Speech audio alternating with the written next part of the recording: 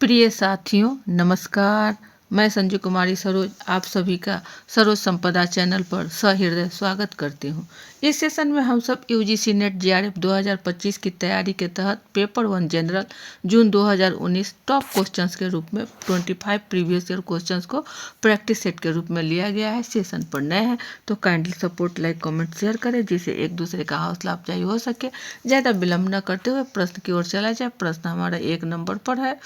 निम्नलिखित सूची से गुणात्मक शोध की विशेषताओं को पहचानिए तथा नीचे दिए गए कूट से सही उत्तर दीजिए। 1 प्रयोजन मूलक कथनों एवं शोध प्रश्नों का निर्माण। 2 व्यापक तरीके से प्रयोजन मूलक एवं शोध प्रश्नों को बताना। 3 व्यक्तियों के एक लघु समूह से शब्दों के आधार पर आंकड़े एकत्र करना। 4 अंकीय आंकड़े का संग्रहण तथा सांख्यिकीय विश्लेषण। 5 पाठ विश्लेषण का उपयोग करना तथा परिणामों से व्यापक अर्थ की व्याख्या करना। 5 कथनों से कोई 3 कथन का ही चयन करना है। सही हमारा क्या हो जाएगा? तो हम सभी जानते हैं कि गुणात्मक शोध जो है यह हमें गहनता पूर्वक, इसमें मात्रा नहीं होती है, इसमें अंक नहीं होता है और यह सूक्ष्म माइक्रो रूप से यहाँ इसकी विशेषताएं ली जाती है। इसमें समुदाय या मानव या संस्था आदि चीजें निहित होती है। इनमें जो विशेष रूप से है वह है आपका गहन साक्षात्कार, इंटरव्यू, डॉक्यूमेंट रिव्यू, ये सब आपको गुणात्मक शोध की विशेषता है।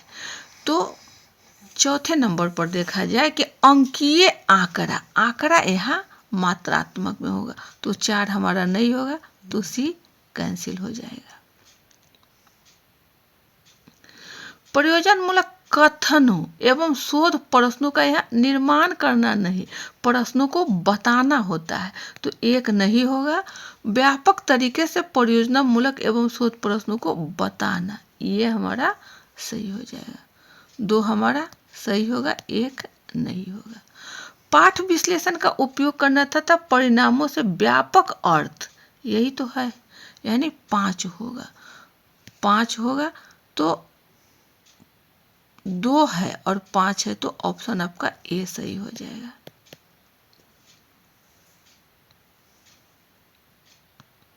यह है सही आंसर का मिलान।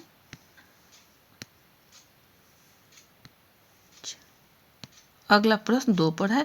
निम्नलिखित में से कौन उच्च संज्ञानात्मक अधिगम परिणाम का उदाहरण है? ए तथ्य एवं उनके अनुक्रमों का अधिगम। बी नियम तथा क्रिया अनुक्रम का अधिगम। सी अवधारणा एवं अमूर्तों का अधिगम। डी अभिज्ञता एवं मूल्यन का अधिगम। सही विकल्प क्या होगा ABCD में? प्रश्न है कि संज्ञानात्मक अधिगम, कॉग्निटिव लर्निंग, संज्ञान यानी जानना, और कैसा जानना, तो उच्च संज्ञानात्मक में यह पूछा जा रहा है। तो यहाँ वृद्धि मिलना चाहिए और प्रत्यक्षीकरण, पहचान, व्याख्या, ये सब उच्च संज्ञानात्मक का है। तो अवधारणा एवं अमूर्तों का अधिगम, ऑप्शन सी।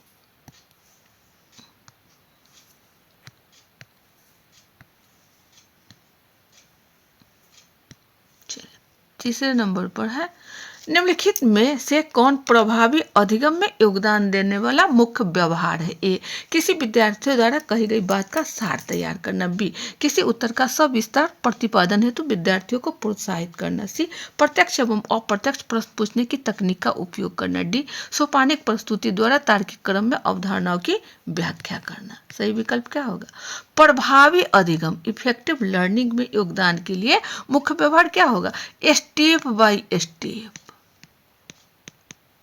यानी तार्किक क्रम, एकदम ढंग से हम किसी को समझा रहे हैं तो यह क्या हो जाएगा? सोपानिक प्रस्तुति।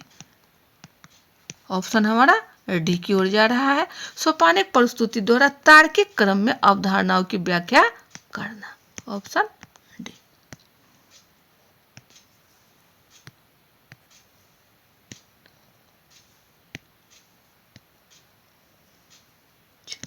अगला प्रश्न, परिकल्पना है ए एक निश्चित एवं स्थापित निष्कर्ष, बी शोध पत्र का एक भाग, सी आंकड़ों का मूल्यांकन करने की रणनीति, डी व्याख्या प्रदान करने वाला अनंतिम कथन।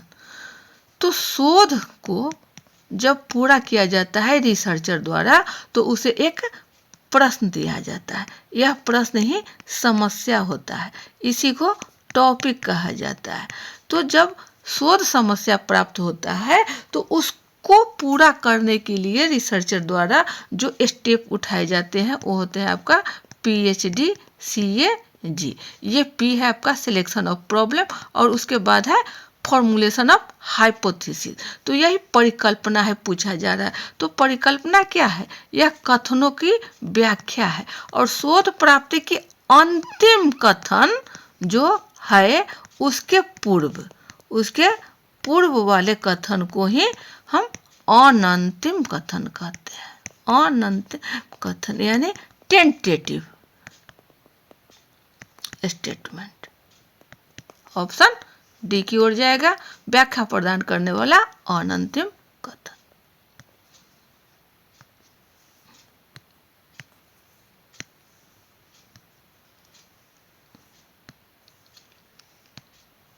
पांचवें, स्थितिक पत्रक है ए शैक्षिक आलेखों का संग्रह, बी समीक्षा आलेख प्रदान करना, सी विस्तारित शोध का सारांश प्रदान करना, डी मुद्दों पर बल देना एवं स्थिति का चित्रण करना।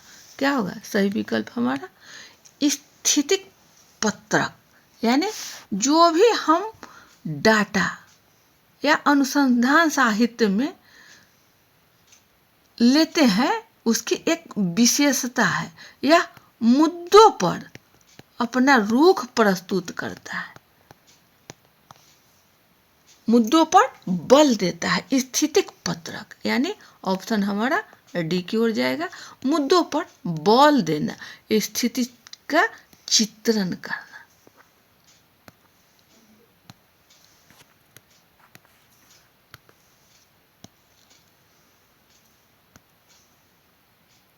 अगला प्रश्न 6 पर व्यष्टि अध्ययन है ए आनुवांशिकी तथा सूक्ष्म जैविकी में किए गए अध्ययन, बी विषय इकाई तथा इससे संबंधित स्थितियों का गहन परीक्षण, सी विद्यमान सामाजिक राजनीतिक स्थिति पर रिपोर्ट, डी स्वास्थ्य एवं स्वच्छता के क्षेत्र में विशिष्ट शोध। सही विकल्प क्या होगा? तो व्यष्टि का मतलब क्या है? सूक्ष्म, माइक्रो। ये हमारा गहन अध्ययन के बारे में बतलाता है, या हमें इकाई जो विषय इकाई हो इसके परीक्षण से संदर्भित हमारा व्यष्टि अध्ययन में स्थिति को गहन परीक्षण किया जाता है। ऑप्शन क्या हो जाएगा? बी की ओर, विषय इकाई तथा इसे संबंधित स्थितियों का गहन परीक्षण।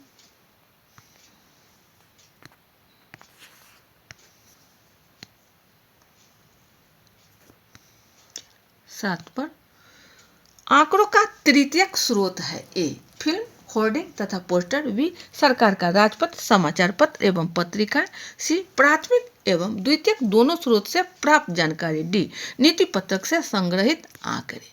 तो आंकड़ा जो हम डाटा एकत्र करते हैं शोध के लिए तो उसमें हमारा एक प्राथमिक और दूसरा द्वितीयक आंकड़ा होते हैं। तो इन आंकड़ा में जो दोनों स्रोत से प्राप्त होती है वो हमारा आंकड़ा का तृतीयक स्रोत होता है। क्या हो जाएगा? ऑप्शन सी की ओर, प्राथमिक एवं द्वितीयक दोनों स्रोत से प्राप्त जानकारी।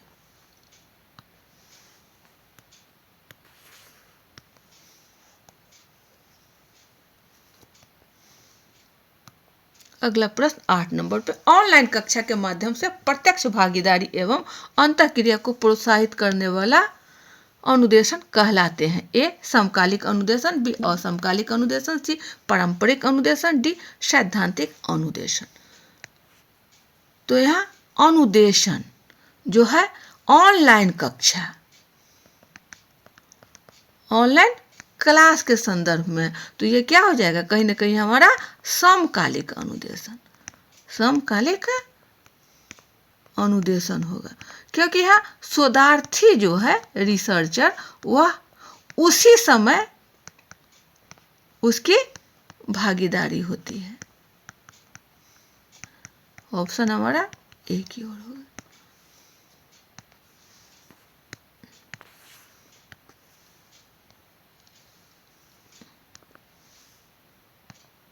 चलिए 9 की ओर, किस प्रकार का मूल्यांकन सीखने वाले की कमी और कठिनाइयों की पहचान पर ध्यान केंद्रित करता है? ए योगात्मक मूल्यांकन, बी फॉलोअप मूल्यांकन, सी नैदानिक मूल्यांकन, डी मापदंड संदर्भित मूल्यांकन। सही क्या होगा? तो प्रश्न में कहीं भी लगे जो मूल्यांकन से संदर्भित हो कि छात्रों में कमी और कठिनाई, ये कठिनाई सब डिफिकल्टी जहाँ कहीं भी मिले तो हमें सीधे निदान करना होगा, उसका डायग्नोस्ट करना होगा। तो क्या हो जाएगा, नैदानिक मूल्यांकन। ऑप्शन हमारा सी की ओर।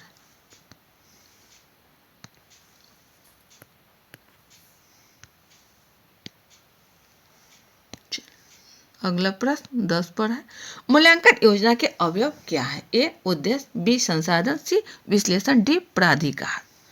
क्या हो जाएगा सही विकल्प हमारा? तो योजना अवयव, इसके 3 मुख्य रूप से माने जाते हैं। उद्देश्य, और उद्देश्य है, पहला है उद्देश्य, दूसरा है संसाधन, और तीसरा हमारा है विश्लेषण। ये तीनों ए बी सी, अर्थात ऑप्शन हमारा डी की हो जाएगा।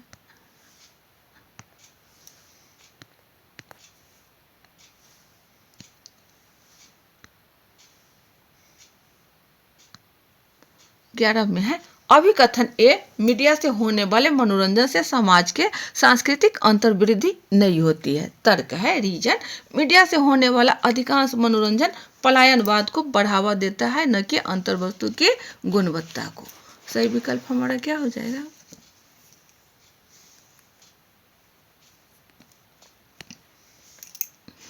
तो यह मीडिया से होने वाले मनोरंजन, यानी मीडिया से जो भी बातें होती है वह समाज को वृद्धि करता है, वह वृद्धि पहुंचाता है, वह तथ्यों को सच्चाई दर्शाता है।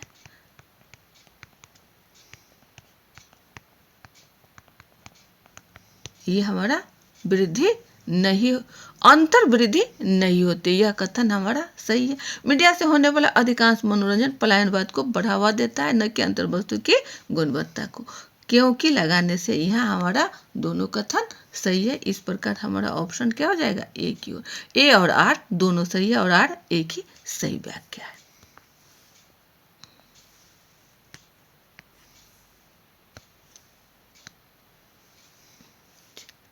अगला प्रश्न 12 पर, कक्षा के अंतर्गत गुणार्थक संप्रेषण है। ए प्रत्यक्ष, बी क्रांतिक, सी अंतर्निहित, और डी अस्पष्ट। क्या होगा 12 में हमारा? तो अंतर्गत गुणार्थक, जो इसमें हमें गुण देता है, तो गुण किस प्रकार से प्राप्त हो रहा है, तो वह उसके अंदर है गुण, अंतर्निहित।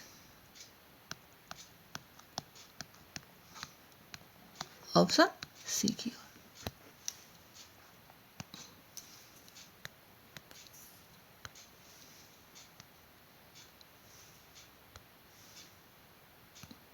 तेरह में, यदि कुछ दूध दही है, कथन सही है तो निम्न में से कौन सा गलत है? ए कोई दूध दही नहीं है, बी सब दूध दही है, सी कुछ दूध दही है, डी कुछ दूध दही नहीं है। क्या होगा?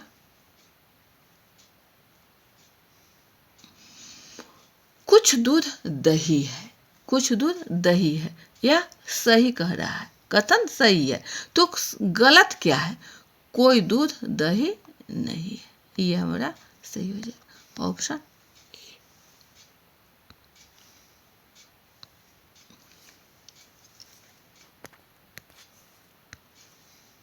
कोई दूध दही नहीं है।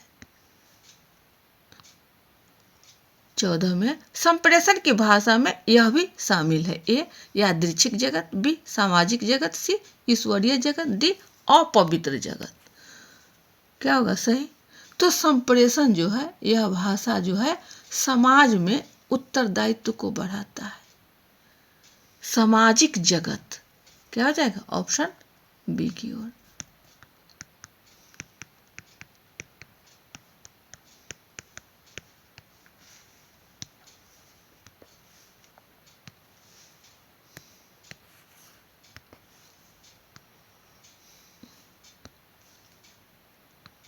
पंद्रह में है, नीचे दिए गए विकल्प से लुप्त पद का चयन कीजिए। QPONMLKJL। क्या होगा सही हमारा? देखा जाए QPONMLKJL और यहाँ आपका डैश डैश है। कैसे किया जाए कि हमारा मिल जाए ऑप्शन एल के बाद वाला क्या आएगा। तो यहाँ ध्यान देने वाली बात है कि क्यू के बाद दूसरा कलर ले लिया जाए। क्यू के बाद एन आ रहा है ना, और पी यहाँ एम और ओ है एल। तो एल से कितने दूरी पर ओ है? एल से तो अंग्रेजी की ABCD पर एल एम एन ओ यानी तीसरे के क्रम पर है। वैसे ही एम से एम एन ओ पी यहाँ भी 3 पर आ रहा है। एन से भी आपका आ जाएगा OPQ, यह 3 पर आ रहा है। कहने का मतलब है कहीं ना कहीं -3 घटते क्रम में जा रहा है। वैसे ही एन तो के एल एम एन, एम से तो जे, एल से तो यहाँ आई, ये आई है IJK। यह सीधा सा लग रहा है कि IJK LMNOPQ यानी 3 के क्रम दिया है और तीनों घटते क्रम में। तो यहाँ हमारा क्या हो जाएगा? ये हो जाएगा HG और F, यानी FG और H 3 के क्रम से आ जाएगा। HGF ऑप्शन ए की ओर है।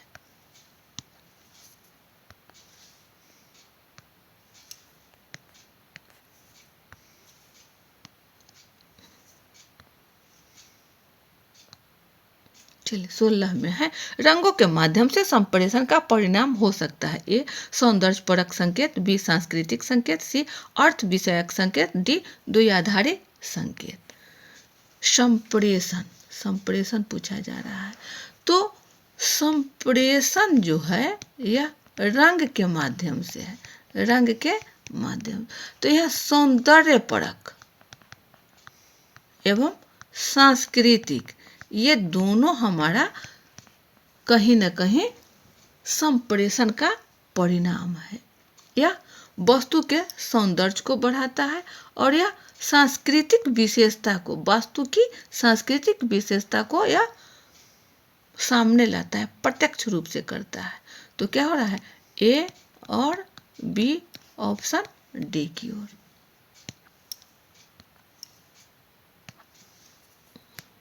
सही आंसर का मिलान। चलिए अगला प्रश्न 17 पे है, ज्ञान तक पहुंचने की किस विधि में संयुक्त रूप से विशिष्ट से सामान्य की ओर और सामान्य से विशिष्ट की ओर बढ़ने पर बल दिया जाता है? ए आगमनात्मक विधि, बी निगमनात्मक विधि, सी वैज्ञानिक विधि और डी है सादृश्यात्मक विधि। सही विकल्प क्या हो जाएगा हमारा? तो बढ़ने के लिए संयुक्त रूप से ज्ञान तक, ज्ञान कहाँ से? तो विज्ञान से हमें प्राप्त हुआ, यानी वैज्ञानिक विधि। ऑप्शन हमारा सी की ओर होगा।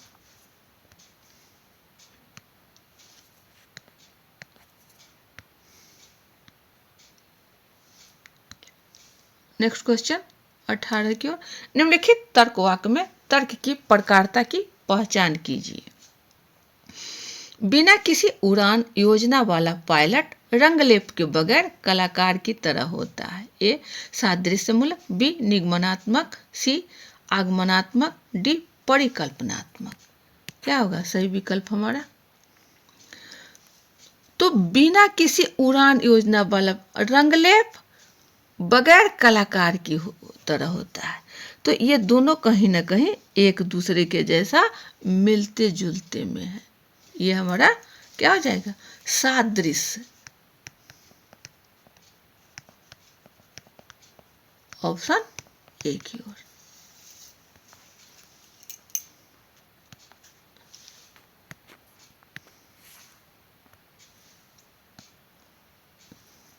चलिए अगला प्रश्न 19 में है, संप्रेषण प्रक्रिया में संकेत किससे अर्थ प्राप्त करते हैं? ए विभिन्न अवसरों की व्यक्तिनिष्ठता, बी संकेतक की वस्तुनिष्ठता से, सी अंतर संबंधों के नेटवर्क से, डी चैनल की निष्पक्षता से। संकेत किससे प्राप्त होता है? तो उसके अंतर संबंध से और नेटवर्क से, उसके नेटवर्क से। क्या हो जाएगा? ऑप्शन हमारा सी की ओर।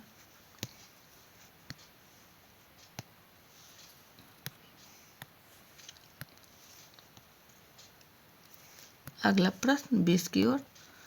संख्याओं 1 और 81 के बीच सभी संप्राकृतिक संख्याओं का योग है। ए 3280, बी 3321, सी 1646 और डी है 1640।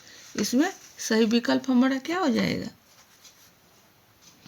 संख्या का मेल किया गया है। 1 और 81 के बीच सभी सम, यानी 1 और 81 के बीच में कितना आ जाएगा? सब के सब तो 40 हो जाएगा। तो इसका सूत्र है S = 40/2 × 2 × 2 प्लस n-1 × 2। यह है।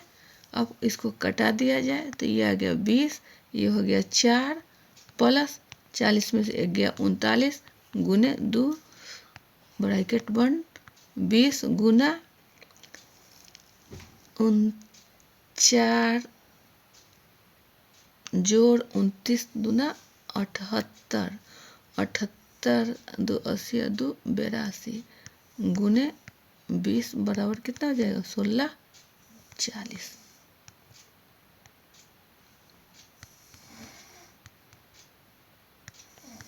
ऑप्शन डी की ओर है।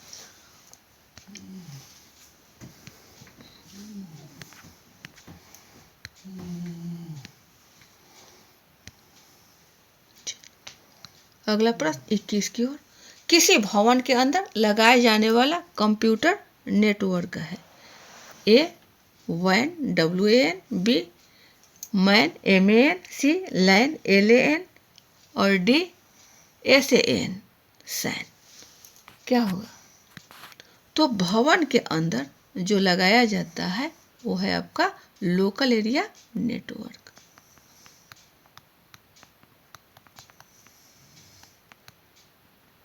यानी LAN। यह 2 या 2 से अधिक कंप्यूटर के बीच में जो भी हो उसको नेटवर्क फॉलो करने में कठिनाई नहीं होती है, इसको यह जोड़ता है। इसे संक्षेप में LAN बोला जाता है। यह कंप्यूटर नेटवर्क है जो घर पर, कार्यालय में या भवन में लगाया जाता है। LAN local area network. Option हमारा सी की ओर है।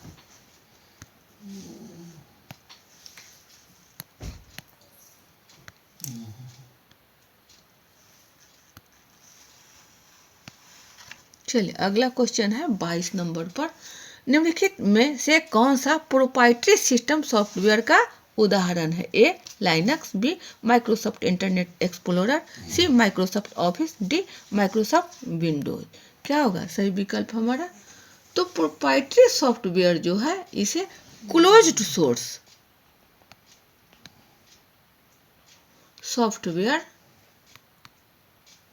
के नाम से भी जाना जाता है। यह कॉपीराइट सॉफ्टवेयर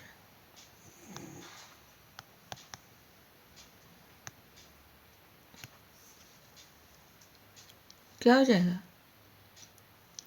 माइक्रोसॉफ्ट विंडोज। यह हमारा इसका एक अच्छा उदाहरण है। प्रोप्राइटरी सिस्टम का सॉफ्टवेयर का उदाहरण Microsoft Windows. Option D.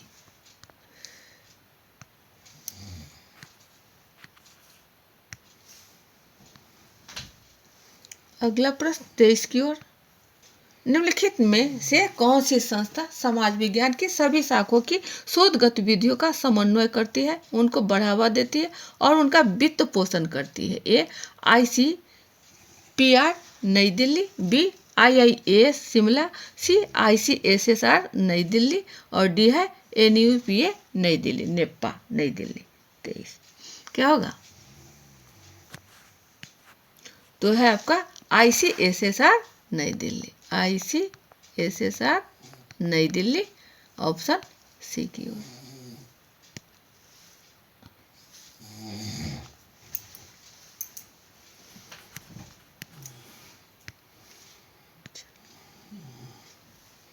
Next question 24 की ओर। संयुक्त राष्ट्र द्वारा अपनाए गए सहस्त्राब्दी विकास लक्ष्य के संदर्भ में निम्नलिखित कथनों पर विचार कीजिए। ए अति निर्धनता और भुखमरी का उन्मूलन, बी मातृ स्वास्थ्य में सुधार, सी उत्तरदायित्वपूर्ण उपभोग और उत्पादन, डी बाल मृत्यु दर को कम करना। कोई 3 कथन को चयन करना है, क्या होगा हमारा सही? तो ये सहस्त्राब्दी विकास लक्ष्य जो है वह है आपका MDG। तो यहाँ जो है यह आपका मिलेनियम डेवलपमेंट गोल्स जो है इसमें आपको 8 लक्ष्य बताए गए हैं। टोटल आपको कुल 8 लक्ष्य है। ये रिपोर्ट आपको ये संयुक्त राष्ट्र संघ के महासचिव बॉन की मून के द्वारा 2013 में यानी 1 जुलाई को यह जारी की गई थी और इस रिपोर्ट को सहस्त्राब्दी विकास लक्ष्य के नाम से जाना जाता है और इसका लक्ष्य जो था 2015 तक पूरा करना था। चले हम लोग नेक्स्ट पेज पे देखते हैं कि MDG का जो 8 लक्ष्य है, 8 गोल्स है, वो कौन कौन से हैं। एक है लक्ष्य MDG 8 लक्ष्य MDG का। एक में है गरीबी उन्मूलन, दूसरा शिक्षा, तीसरा लिंग समानता, डी बच्चों की मृत्यु दर में कमी, पांचवा माँ का बेहतर स्वास्थ्य, छठवां पर्यावरणीय स्थिरता और सातवां HIV एड्स और मलेरिया पर नियंत्रण और आठवां है विकास के लक्ष्य, विकास के लिए वैश्विक साझेदारी। ये 8 आपको क्रम से दिए गए हैं और किसी न किसी परीक्षा में कभी न कभी कहीं न कहीं आपको क्रम से कि दूसरा लक्ष्य क्या है तो कभी तीसरा लक्ष्य क्या है, तो क्रम से आपको ये बताना रहता है। इसलिए इसको ध्यान में और स्मरण के साथ रहना निहायत जरूरी है। ये हमारा MDG का लक्ष्य है। तो हम लोग प्रश्न की ओर चलें। प्रश्न हमारा है कि संयुक्त राष्ट्र द्वारा अपनाए गए सहस्त्राब्दी विकास लक्ष्य संदर्भ में कथनों पर भी कौन कौन था हमारा, यही तो प्रश्न ढूंढना है। तो अति निर्धनता और भूखमरी का उन्मूलन है, ये आपका ए है। मातृ स्वास्थ्य में सुधार है, उत्तरदायित्व और उत्पादन नहीं है MDG में। बाल मृत्यु दर को कम करना भी आपको है। तो क्या हो जाएगा? A, B और डी ऑप्शन सी की ओर। ये रहा सही आंसर का मिलान। नेक्स्ट क्वेश्चन 25 पर और इस सेशन का आखिरी प्रश्न है। भारत की शैक्षिक जरूरत को पूरा करने के लिए इग्नू द्वारा शुरू किया गया ज्ञानवाणी किसे संदर्भित करता है? ए उपग्रह आधारित शैक्षिक टीवी चैनल, बी शैक्षिक FM रेडियो नेटवर्क और सी एकेडमिक नेटवर्क की वैश्विक पहल और डी है MOOCs। क्या होगा सही विकल्प ABCD में? प्रश्न पूछ रहा है कि ज्ञानवाणी वाणी यानी वचन से। तो वचन से तो कहीं ना कहीं यह हमें दर्शन नहीं देगा, तो टीवी चैनल होगा नहीं, मुक्स होगा नहीं, और एकेडमिक नेटवर्क यह भी नहीं, क्या हो जाएगा, रेडियो होगा, एफएम रेडियो, यानी ऑप्शन हमारा बी की ओर है, शैक्षिक एफएम रेडियो नेटवर्क। यह हमारा सही आंसर का मिला। तो ये थे आपके कुल 25 प्रश्नों को सरलतापूर्वक हम लोगों ने इसे सेशन को साझा किया। आशा है आपको किसी न किसी परीक्षा में ये महत्वपूर्ण साबित होंगे। सेशन पर नए हैं तो kindly support, like, comment, share करें, जिससे एक दूसरे का हौसला अफजाई हो सके। अगले सेशन में पुनः हम सब अच्छे अच्छे प्रश्नों को लेकर उपस्थित होंगे। तब तक के लिए जय हिंद, वंदे मातरम।